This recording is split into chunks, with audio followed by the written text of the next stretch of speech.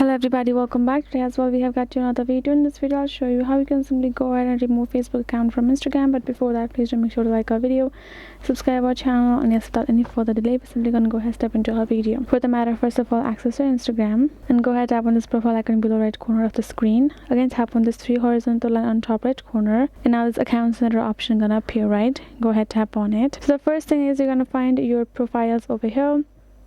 If you go to your particular Facebook profile, this kind of interface gonna appear, including their information, right? Go ahead, tap on your Facebook again, and sync profile info. Make sure you have turned this off as well, so your profile's info won't sync with one another.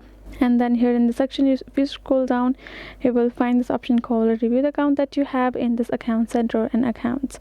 Go ahead, tap on it, and now you will find all of the accounts of yours, including this remove option beside. And in this Facebook account you can find of your over here. Go ahead, tap on this remove, and then again to confirm it, it will ask for you to enter the password. Once you have entered the password, you will be able to confirm it and remove your particular account from Instagram like that. That is the way you can do it. Hope this video was helpful to you all. Thank you so much for watching, and yes, I'll see you guys in our next video.